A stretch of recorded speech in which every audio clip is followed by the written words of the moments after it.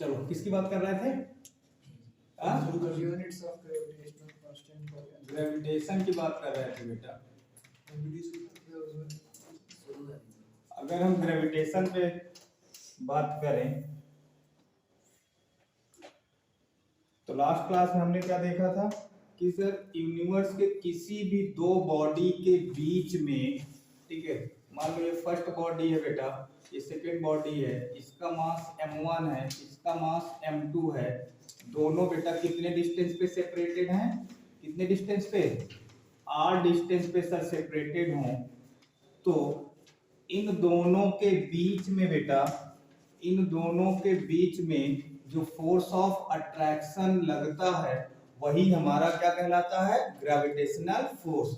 और ये जो ग्रेविटेशनल फोर्स था बेटा, according to Newton's law of gravitation F equal to G m1 m2 upon क्या था बेटा?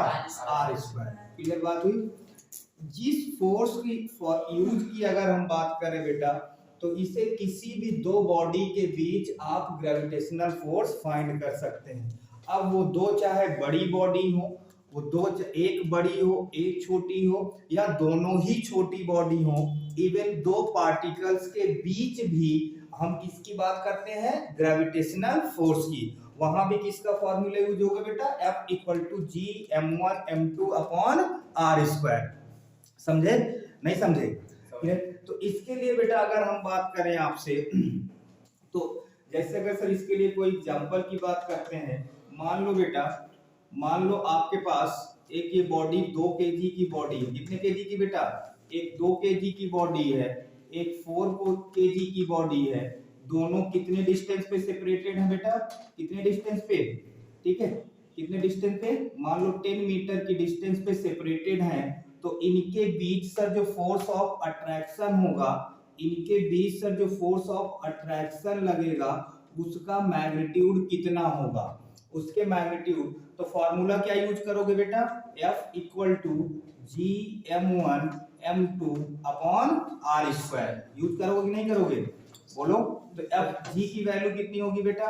6.67 इंटू 10 की पावर माइनस 11 इंटू 2 इंटू कितना होगा? 4 होगा। होगा? अब डिस्टेंस कितनी है बेटा? 10, तो 10 का स्क्वायर कितना हो जाएगा सर? 100 हो जाएगा। 10 का स्क्वायर कितना होगा बेटा? 100 होगा कि नहीं होगा? बोलो। तो अब अगर हम बात करें सर, यहां से कितनी वैल्यू निकल के आएगी? किससे कट करोगे बेटा? ठीक है, तो अगर हम बात करें सर, ये जो F होगा यहाँ पे 6.67 इंटू 2 को बेटा 4 से मल्टीप्लाई कर दो, 8 हो जाएगा। और ये 100 ऊपर जाएगा बेटा तो कितना हो जाएगा? 10 की पावर माइनस 2। और 10 की पावर माइनस 2 को 10 की पावर माइनस 11 से मल्टीप्लाई करोगे, कितना निकल के आएगा? 10 की पावर माइनस 13 न्यूटन। हो जाएगा कि नहीं हो जाएगा बेटा? तो 8 को 6.67 से मल्टीप्लाई कर दोगे, ये हमारा क्या निकल के आएगा? आंसर। सब तो इस तरीके से बेटा आप दो बॉडी के बीच क्या फाइंड कर सकते हो? फोर्स ऑफ अट्रैक्शन, या हम कहें ग्रेविटेशनल फोर्स, या हम कहें क्या? Gravitational force. क्लियर हो गए? तो इतनी बातें बेटा नेक्स्ट क्लास में, लास्ट क्लास में हमने किया था। और अब हमारा नया टॉपिक आता है। और नया टॉपिक क्या है बेटा? नया टॉपिक क्या है? बोलो। Acceleration of gravity. केपलर आ रहा है कि नहीं तुम्हारे एग्जाम में? टीचर नहीं पढ़ा रहे, एनसीईआरटी में भी नहीं है। तो नहीं आ रहा है तो फिर हटा दो केपलर। अरे चलो शॉर्ट में बात कर लेते हैं थोड़ी सी। ठीक है, तो केपलर्स लॉ ऑफ, तो केपलर्स लॉ की बात करते हैं बेटा। इनका जो लॉ था वो आपके सोलर सिस्टम पे बेस्ड था। किस पे बेस्ड था? मतलब प्लैनेटरी मोशन भी इसे बोलते हैं। क्या बोलते हैं? Kepler's law of planetary motion की बात करें, जहां पे इन्होंने, इनकी जो बात थी बेटा वो हमारे सोलर सिस्टम पे बात थी। किस पे बात थी? सोलर सिस्टम, जैसे सन के अराउंड हमारे प्लैनेट्स क्या करते हैं बेटा? रिवॉल्व करते हैं। तो वो कैसे रिवॉल्व करते हैं उसी पे बेस्ड इन केपलर्स लॉ की बात होती है। जिसमें पहला लॉ जो था इनका बेटा, फर्स्ट लॉ की बात करें वो क्या है बेटा? लॉ ऑफ ऑर्बिट की बात करते हैं। किसकी बात करते हैं बेटा? लॉ ऑफ ऑर्बिट की बात करते हैं। लॉ ऑफ ऑर्बिट में इन्होंने ये कहा, क्या कहा बेटा? क्या कहा? बोलो। ऑल द प्लैनेट ठीक है। ठीक है, लॉ ऑफ ऑर्बिट पे इन्होंने कहा कि सर जितने भी प्लैनेट्स सन के अराउंड रिवॉल्व करते हैं वो इलिप्टिकल पाथ में मूव करते हैं। किस पाथ में मूव करते हैं? इलिप्टिकल पाथ में, इलिप्स के पाथ में। तो यहाँ पे बेटा ध्यान से देखो, ये इलिप्स फॉर्म हो गया कि नहीं हो गया आपका, जिसमें बेटा दो एक्सिस होती है। कितनी एक्सिस होती हैं? दो एक्सिस होती हैं। एक होती है बेटा मेजर एक्सिस और एक होती है माइनर एक्सिस। तो ध्यान से देखो बेटा, ये कौन सी एक्सिस है बेटा? Major axis. ये कौन सी एक्सिस है बेटा? Minor axis. क्लियर बात हुई?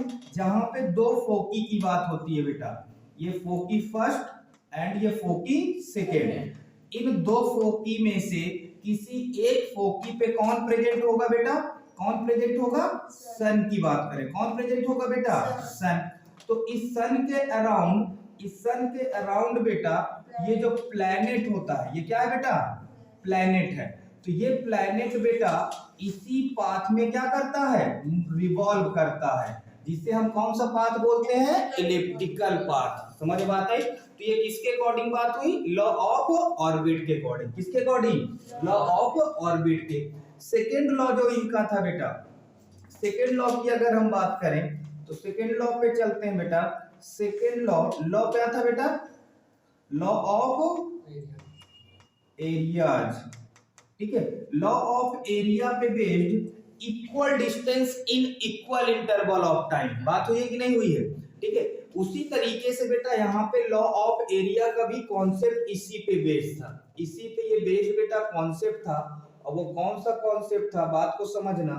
जैसे अगर हम सिंपल सी बात करें बेटा, हमारे दिमाग में ये आता होगा कि जब प्लैनेट सन के पास होते होंगे तो ज्यादा एरिया कवर करते होंगे, जब प्लैनेट से दूर जाते होंगे तो जब प्लैनेट के पास होते होंगे तो कम एरिया कवर करते हैं सन के पास, और जब सन से दूर जाते हैं तो क्या करते हैं? ज्यादा एरिया। बट ऐसा नहीं होता। ठीक है, इन्होंने ये कहा कि सर सेम टाइम में सेम एरिया कवर करेंगे। क्या करेंगे बेटा? सेम टाइम में सेम एरिया की बात होगी। जैसे अगर मैं बात करूं,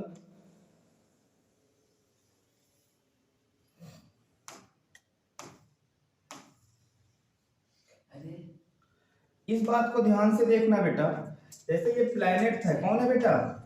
ये प्लैनेट की अगर मैं बात करूं, ये प्लैनेट बेटा यहां से कुछ यहां पे आ चुका है, आ गया यहां पे, है कि नहीं है? बोलो। रुक जाओ, थोड़ा सा और दूर रखता हूं। अरे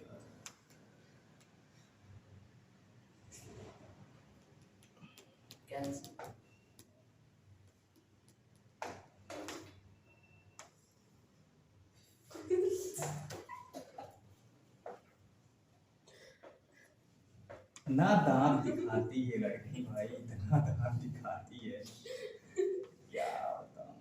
क्या करूं ऐसे यार? इधर देखो बेटा, मान लो ये प्लैनेट कहां से सर कहां पे पहुंचा? ये ए से कहां पे आ गया बेटा? बी पे। तो ये प्लैनेट अभी सन से क्या है बेटा? दूर है कि नहीं? अब इसी प्लैनेट्स की बेटा हम कहां पे बात करेंगे? पास में बात करेंगे। अब मान लो ये प्लैनेट जब सन के पास आ जाते हैं, जब सन के पास आता है बेटा, तो मान लो ये सी पोजीशन है और ये कौन सी पोजीशन है बेटा? डी। तो ये प्लैनेट की दो पोजीशन शो कराई है मैंने, जो सन के पास है। ये सेम प्लैनेट की दो पोजीशन शो कराई है जो प्लैनेट से क्या है बेटा? दूर है कि नहीं है? तो अब समझना यहाँ पे, मान लो अगर मैं कहूं बेटा प्लैनेट ए से बी, कहां से बेटा? ध्यान समझना, ए टू बी के लिए, ए टू बी को जाने में 1 मंथ लगते हैं। कितने मंथ लगते हैं बेटा?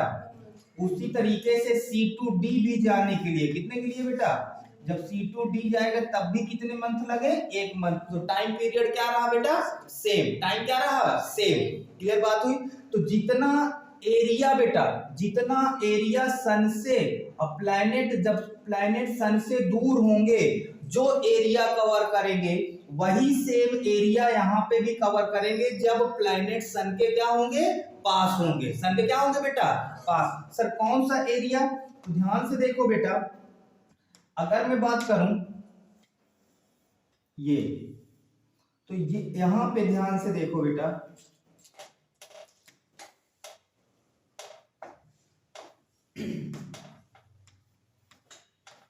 ये जो एरिया जितना कवर होगा बेटा वही सेम एरिया यहाँ पे भी कवर होगा। क्लियर बात हुई? ये किसके अकॉर्डिंग बात होती है? लॉ ऑफ एरिया के अकॉर्डिंग। किसके अकॉर्डिंग बात होती है? लॉ ऑफ एरिया के अकॉर्डिंग। तो यहाँ पे अगर मैं बात करूं आपसे बेटा, तो यहाँ पे सर कितना एरिया कवर होगा बेटा? ए एस बी होगा कि नहीं होगा?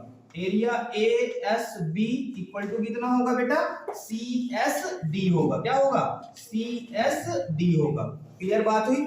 तो जब प्लैनेट सन से दूर होंगे बेटा, तो जिस टाइम में जितना एरिया कवर करेंगे, उसी सेम टाइम में जब प्लैनेट सन के पास होंगे तो वही सेम एरिया कवर करेंगे। वही क्या कवर करेंगे? सेम एरिया कवर करेंगे। क्लियर बात हुई? जैसे एक महीने में यहाँ पे जितना एरिया कवर हुआ, वही एक महीने में यहाँ पे भी सेम एरिया कवर होगा। ये बात होती है लॉ ऑफ एरिया के अकॉर्डिंग। नेक्स्ट बेटा बात आती है आपके, और लास्ट टॉपिक है इसका, और वो क्या है बेटा आपका? किसकी बात करते हैं?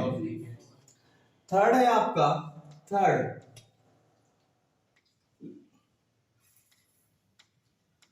लॉ ऑफ पीरियड की बात करेगा। लॉ ऑफ पीरियड्स बेटा मींस टाइम पीरियड की बात होती है, और टाइम पीरियड को किससे बात करेंगे बेटा? कैपिटल टी से। किससे बात करेंगे? कैपिटल टी से। सन के अराउंड किसी प्लैनेट को एक राउंड कंप्लीट करने में, कितने राउंड? एक राउंड कंप्लीट करने में जो टाइम लगेगा वही हमारा टाइम पीरियड कहलाएगा। तो बेटा अर्थ को सन का एक चक्कर लगाने में कितना टाइम लगता है? 365 365। आई बात? कितने दिन लगते हैं? 300। तो टाइम पीरियड कितना हो जाएगा? 365 दिन हो जाएगा। हो जाएगा कि नहीं हो जाएगा? तो ये जो टाइम पीरियड होगा बेटा, ये जो टाइम पीरियड होगा अगर हम बात करें, वो सेमी मेजर एक्सिस के क्या होगा बेटा? क्यूब के डायरेक्टली प्रोपोर्शनल होगा। अब सेमी मेजर एक्सिस सर कौन सी होगी? ध्यान से देखो बेटा, अगर हम बात करें यहाँ पे, तो ये कौन सी एक्सिस है बेटा? Major axis. कौन सी एक्सिस है? तो ध्यान से देखो, यहाँ पे कौन प्रेजेंट होगा बेटा? सन। कौन प्रेजेंट होगा? सन। और ये मान लो एक प्लैनेट है। क्या बेटा? ये एक प्लैनेट है। इस प्लैनेट ने इस सन के एक राउंड क्या कर लिए? कंप्लीट कर लिए। क्या कर लिए? कंप्लीट। तो यहाँ पे अगर मैं बात करूं बेटा, ये जो है ये हमारी कहलाती है सेमी मेजर एक्सिस, और उसको मैंने कितना मान लिया? आर मान लिया। तो ये जो प्लैनेट इस सन का एक राउंड कंप्लीट करने में जो टाइम लगेगा बेटा, वो टाइम पीरियड क्या हो गया? टी। जो यहाँ पे सेमी मेजर एक्सिस के क्या होगा बेटा? Directly proportional. बट बैलेंस करने के लिए यहाँ पे क्या? Square of time period is directly proportional to cube of semi major axis. Cube of semi major axis. Clear बात हुई? तो सर इसे हम क्या लिख सकते हैं? T square equal to K R cube. T square equal to K R cube. ये फॉर्मूले का यूज बेटा हमेशा कंपेयर करने में करते हैं। कैसे करते हैं? कंपेयर। समझ बात है? कैसे यूज करेंगे? कंपेरिजन की बात आती है। ये हो गया। तो ये था बेटा हमारा, ये क्या कॉन्सेप्ट था? लॉ ऑफ पीरियड्स की बात हुई। तो यहाँ पे बेटा कुल अगर मैं बात करूं आपसे, यहाँ पे अगर हम बात करें तो केपलर्स ने 3 लॉ की बात की थी। Law of orbit, law of area and law of time period या पीरियड की बात करें। क्लियर बात हो गई? इसके बाद हमारा नया टॉपिक आता है, और नया टॉपिक क्या है? ठीक है, फ्री फॉल की बात करते हैं। किसकी बात करते हैं बेटा? फ्री फॉल की बात करते हैं। हटाएं इसको। चलो पहुंचते हैं फ्री फॉल पे। सिंपल सा आसान सी बातें यहाँ पे स्टार्ट होंगी बेटा। सबसे पहले फ्री फॉल, ठीक है, फ्री फॉल की बात करें बेटा,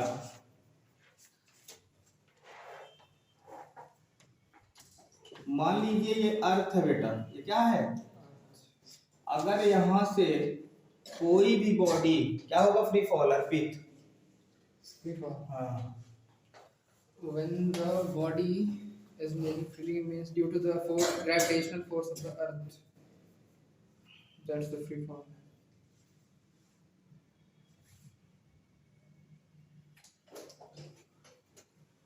A falling body which is attracting only by the Earth's gravitational force is known as free falling body.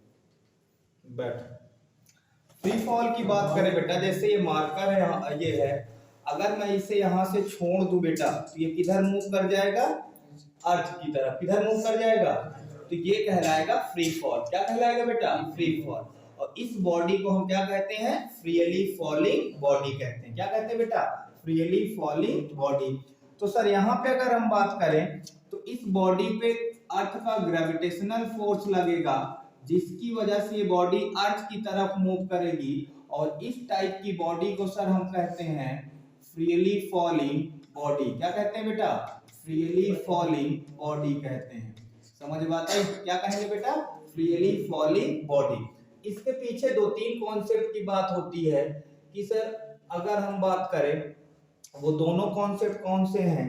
कहने का मतलब ये है बेटा, एक स्टोन ले लीजिए और एक पेपर ले लीजिए, दोनों को अगर हम सेम टाइम पे ड्रॉप करेंगे, दोनों क्या करेंगे? सेम टाइम पे ड्रॉप करेंगे, तो दोनों बेटा सेम टाइम पे कहां पे पहुंचेंगे? सरफ अर्थ के ग्राउंड पे पहुंचेंगे। क्लियर बात हुई? लेकिन सर रियलिटी में तो ऐसा नहीं होता है। ठीक है, क्यों नहीं होता? क्योंकि वहां पे बात आती है बेटा एयर रेजिस्टेंस। किसकी बात आती है? ठीक है। लेकिन अगर यही एक्सपेरिमेंट हम वैक्यूम पे करें, कहां पे करें? वैक्यूम, जहां पे कोई अदर फोर्स की उस पे बात ना हो रही हो, तो वो दोनों ही, एक लाइट बॉडी और एक हैवी बॉडी, दोनों को सेम टाइम पे अगर हम सेम हाइट से ड्रॉप करेंगे तो दोनों सेम टाइम पे कहां पे पहुंचेंगे? ग्राउंड पे पहुंचेंगे। कहां पे पहुंचे बेटा? ग्राउंड पे। जैसे यहाँ पे ध्यान से देखो, इन दोनों एक्सपेरिमेंट को बात करता हूं बेटा। एक एक्सपेरिमेंट अगर हम बात करें, ठीक है, हम कहां पे बात करें बेटा?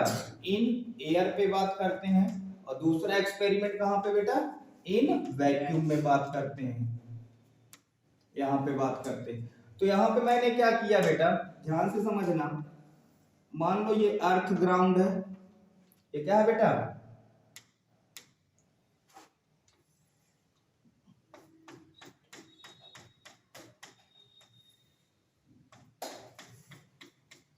तो ध्यान से इस बात को समझना। इधर एक स्टोन ले लिया बेटा, मैंने ले लिया, और एक मैं क्या ले लेता हूं?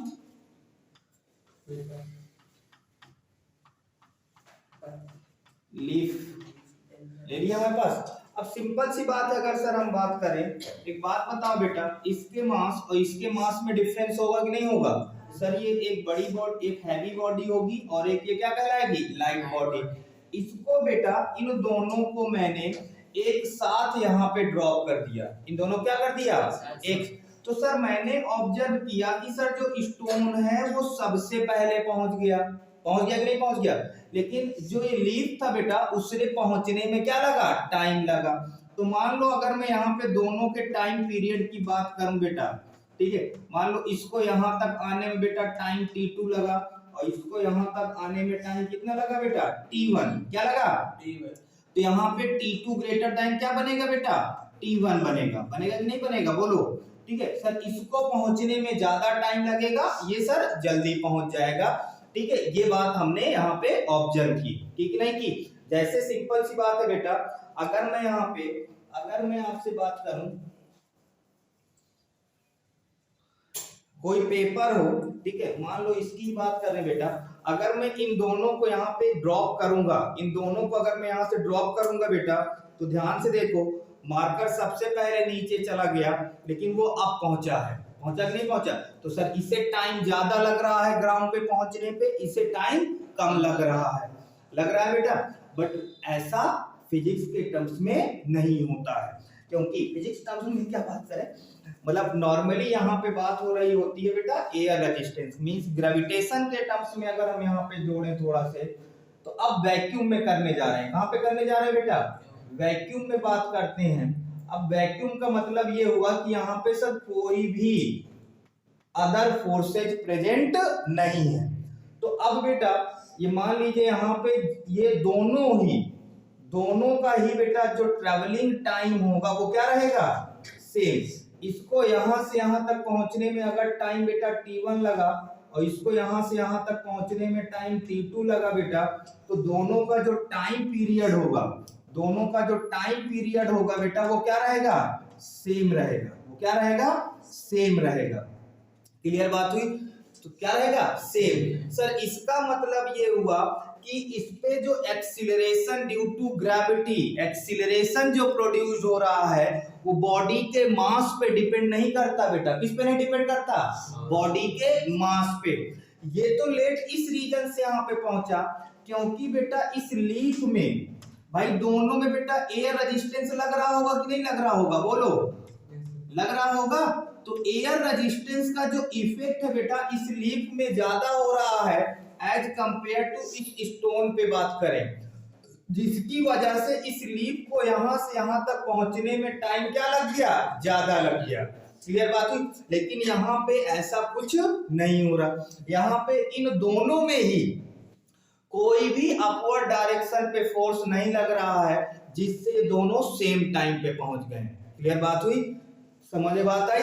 इसके बाद बेटा हमारा टॉपिक आता है, इसकी बात करेंगे एक्सीलरेशन ड्यू टू ग्रेविटी। इसकी बात करेंगे बेटा, एक्सीलरेशन ड्यू टू ग्रेविटी की बात करते हैं। तो एक्सीलरेशन ड्यू टू ग्रेविटी पे चलते हैं।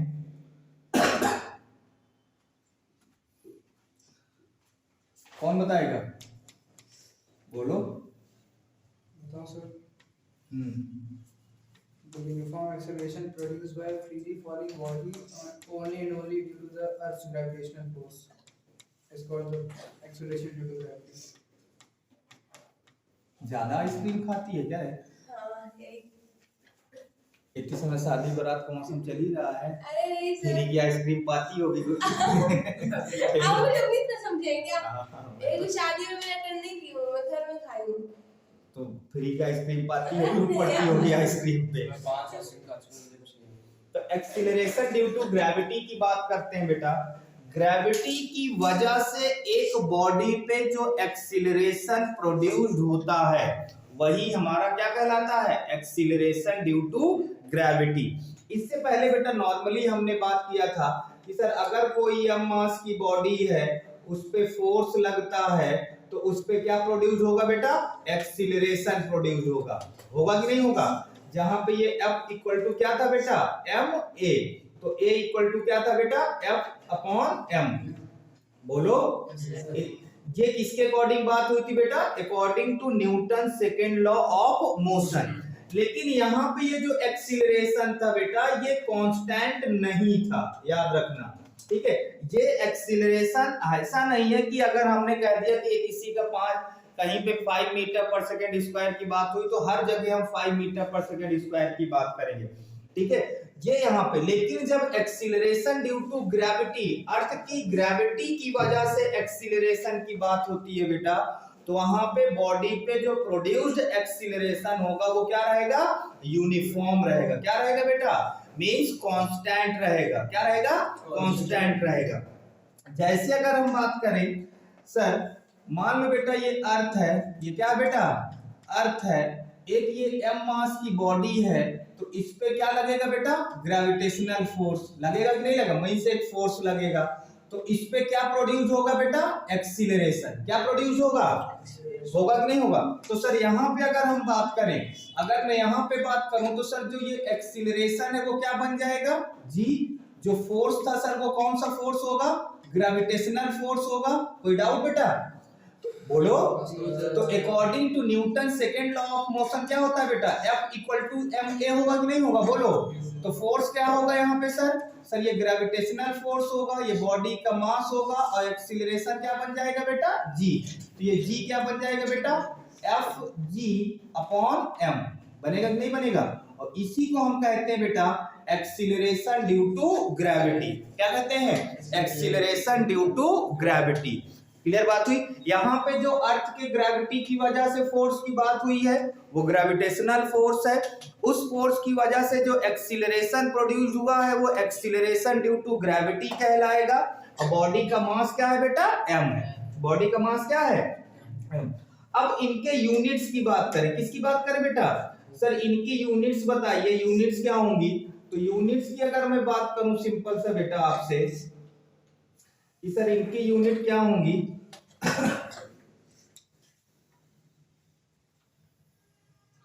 तो अगर मैं जी की यूनिट की, तो जी की यूनिट की ये क्या है बेटा, एक्सीलरेशन है कि नहीं है, बोलो।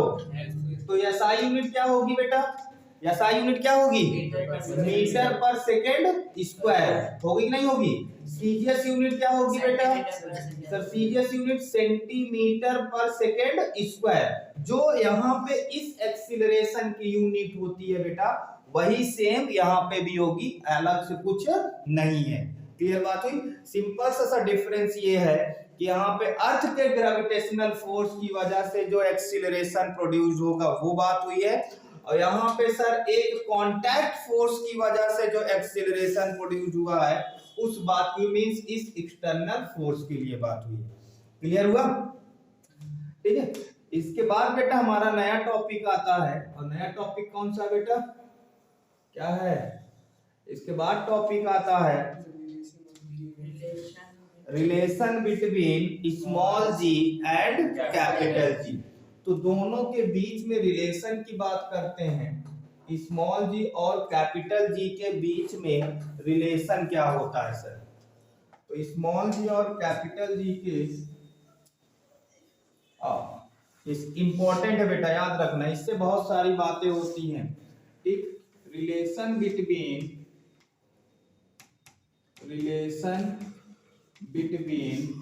Small G and capital G. Small G क्या है बेटा, acceleration due to gravity. Capital G क्या है बेटा, universal gravitational constant. Capital G क्या है, यूनिवर्सल ग्रेविटेशनल कांस्टेंट है। चल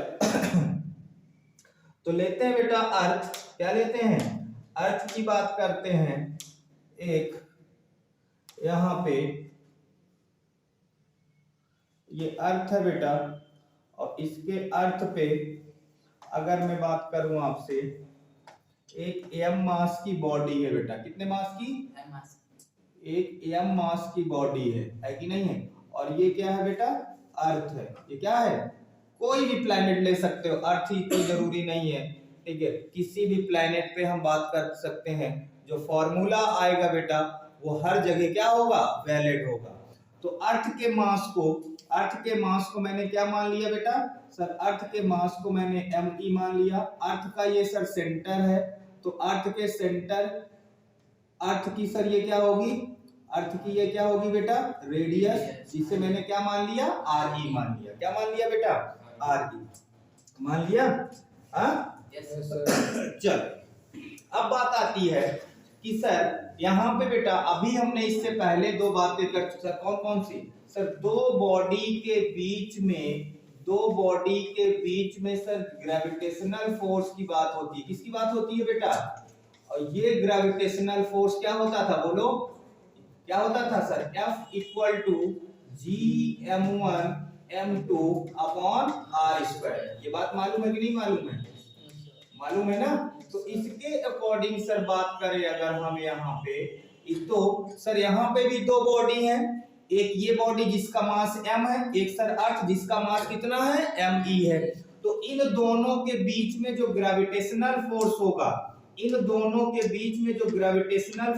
बेटा उसे Fg मान लिया मैंने, तो वो F हो गया कि नहीं हो गया आपका।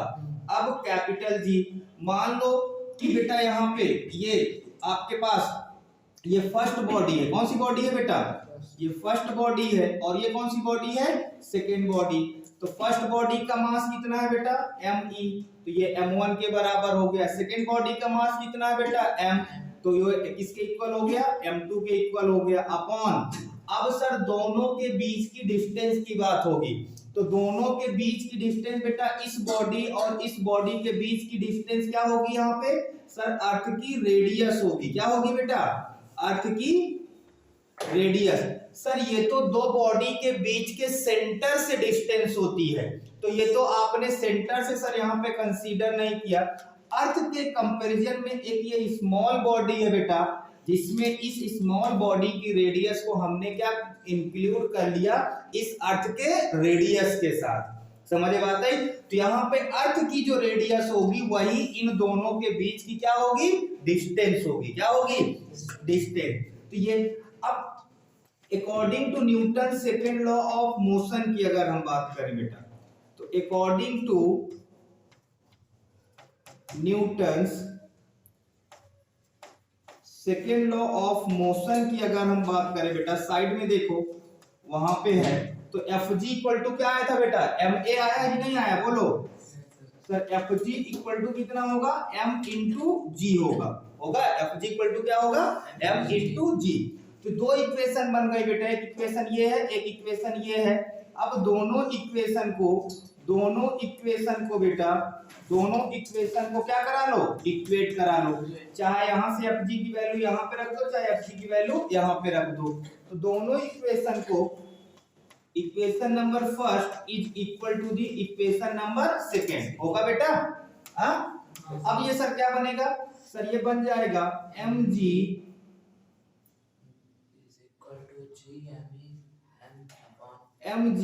इक्वल टू जी, कहां चला गया, G M E M upon R E का क्या हो जाएगा बेटा, होल स्क्वायर। तो एम एम क्या हो जाएगा बेटा, कैंसिल आउट हो गया। तो क्या बनेगा बेटा यहाँ पे, sir G equal to G M E upon R E square. ये फॉर्मूला निकल के आया बेटा इन दो बॉडी के बीच में। सर हमने स्मॉल जी और कैपिटल जी के बीच में क्या स्टैब्लिश किया, रिलेशन स्टैब्लिश किया। क्या स्टैब्लिश किया, रिलेशन। ये कॉमन फॉर्मूला है बेटा, याद रखना।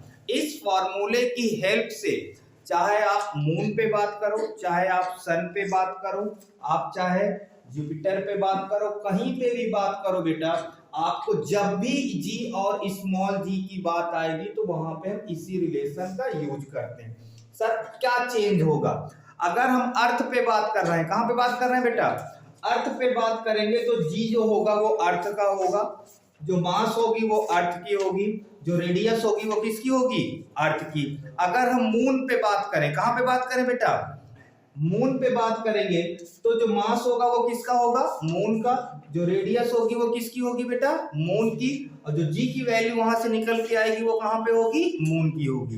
क्लियर बात हुई, समझ गए ना। तो ये इतनी बात। तो सर इसकी हेल्प से कुछ दिखाइए थोड़ा सा। चलो बेटा यहीं पे हम बात कर लेते हैं और यहीं पे उस बात को समझते हैं इसके यूज की। तो इसके यूज को देखो बेटा, मान लो हमें जी की वैल्यू अर्थ पे निकालनी है। कहां पे निकालनी है बेटा, जी की वैल्यू हमें अर्थ पे निकालनी है। Value of G on earth surface.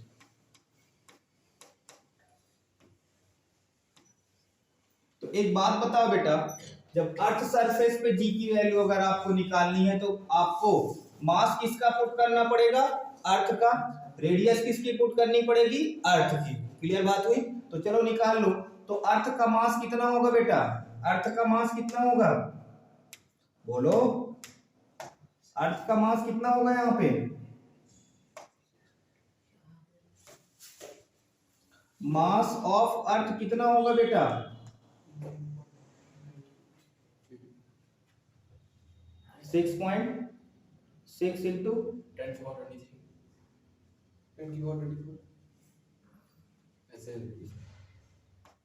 6 into 10 की पावर 24 केजी। और अर्थ की रेडियस कितनी होगी,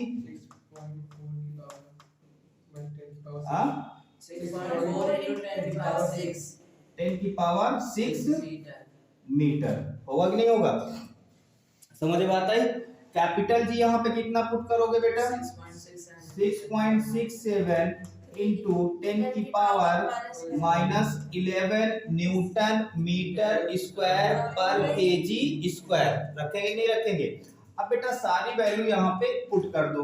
तो फॉर्मूला क्या है बेटा आपके पास, फॉर्मूला क्या है ध्यान से देखो। तो G इक्वल टू रखेंगे बेटा, कैपिटल जी की वैल्यू कितना रखोगे, 6.67 इंटू 10 की power -11 into mass of the earth कितना होगा बेटा 6 इंटू 10 की पावर 24 होगा कि नहीं होगा। रेडियस ऑफ द अर्थ कितना होगा बेटा 6.4 इंटू 10 की पावर 6 का क्या हो जाएगा स्क्वायर हो जाएगा। क्या हो जाएगा बेटा। तो जब आप इसे सॉल्व करोगे, सॉल्व करो पूरा, ठीक है, सॉल्व करें। हाँ इच्छा है। अरे गधारो, पढ़ना लिखना तो है नहीं, सब मैं ही कर दूं। चलो कैसे सर सिंपलीफाई, सबसे पहले ऊपर बेटा 6.67 इंटू 6 कर लो, तो 6.67 इंटू कितना होगा बेटा 6। अब 10 की पावर -11 को 10 की पावर 24 से मल्टीप्लाई करोगे कितना होगा, कितना होगा बेटा। पावर पावर क्या होती है, ऐड होती है ना, तो 24 प्लस 11 होना चाहिए, चूंकि माइनस है तो माइनस हो जाएगा बेटा, तो कितना आएगा 10 की पावर 13 होगा कि नहीं होगा। नीचे बेटा अब आपको 6.4 का स्क्वायर करना है, तो 6.4 को स्क्वायर करने मत जाओ, इसे कितनी बार लिख लो, 2 बार लिख लो, आसान होगा। तो सर ये बनेगा 6.4 इंटू 6.4 इंटू अब 10 की पावर 6 का स्क्वायर, तो 10 की पावर 6 का स्क्वायर, पावर का स्क्वायर क्या हो जाएगा बेटा मल्टीप्लाई हो जाएगा, तो कितना हो जाएगा 10 की पावर 12 हो जाएगा, होगा कि नहीं होगा। तो 10 की पावर 12 से 10 की पावर 13 को कट करोगे तो कितना आएगा बेटा 10 आएगा। तो इसे पूरा सिंपली तो फाइनल आएगा बेटा 9.8 मीटर पर सेकेंड स्क्वायर। ये निकल के आता है बेटा कहां पे, अर्थ पे। कहां पे है ये, अर्थ पे। क्लियर बात हुई।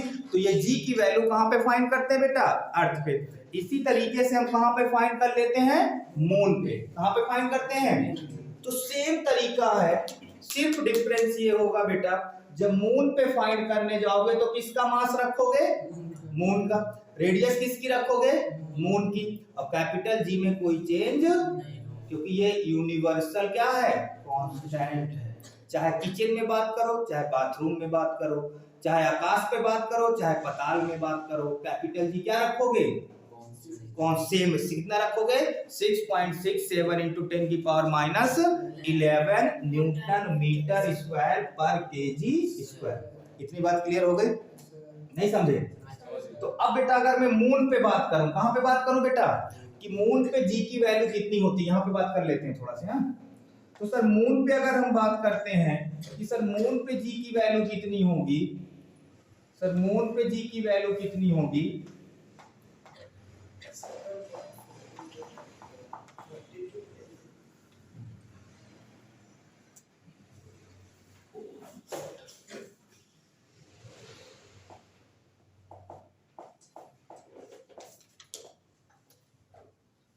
जूम कर लीजिए, ज्यादा ज्यादा हो जाएगा।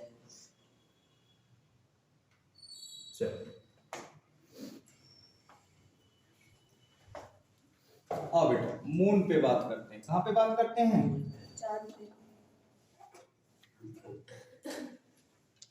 वैल्यू ऑफ जी ऑन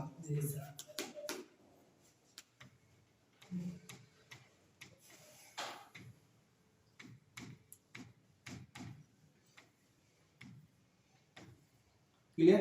तो अब बेटा ध्यान से देखना यहाँ पे, ये क्या होगा बेटा, मून, ठीक है। अब यहाँ पे जो ऑब्जेक्ट होगा वो कहां पे होगा बेटा, मून के सरफेस पे होगा, जिसका मास कितना बेटा, जिसका मास m होगा कि नहीं होगा। मून का मास बेटा mm और इसकी रेडियस बेटा r, इसकी रेडियस rm। तो यहाँ पे जो g की वैल्यू होगी बेटा वो g मून होगा। क्या होगा बेटा, तो g मून की अगर हम बात करें तो जो g मून होगा बेटा उसके लिए फॉर्मूला वही सेम, तो कैपिटल जी सेम होगा, बट मास किसका रखोगे बेटा, मून का। मास किसका रखोगे और रेडियस किसकी रखोगे बेटा, मून की रखोगे। समझ में आता है, रेडियस किसकी रखोगे बेटा, मून की रखोगे। तो इस फॉर्मूले की हेल्प से जब यहाँ पे इनकी सारी वैल्यू रखते हो बेटा, तो उस केस में जो जी मून की वैल्यू आएगी आपकी, जो जी मून की वैल्यू आएगी बेटा वो कितनी आएगी 1.6 1.6 मीटर पर सेकेंड स्क्वायर या न्यूटन पर केजी। ये क्या आएगा बेटा? न्यूटन पर केजी। क्लियर बात हुई? 1.6 मीटर पर सेकेंड स्क्वायर या न्यूटन पर केजी। क्लियर? अब यहाँ पे एक रिलेशन आपको बहुत जरूरी है पता होना। वो कौन सा रिलेशन है? ठीक है, जी अर्थ और जी मून के बीच में। इस जी अर्थ और जी मून के बीच में क्या रिलेशन होता है? तो दोनों के बीच में अगर मैं रिलेशन की बात करूं, किसकी बात करूं बेटा? दोनों के बीच में अगर मैं रिलेशन की बात करूं कि सर दोनों के बीच में क्या रिलेशन होता है, तो आओ बेटा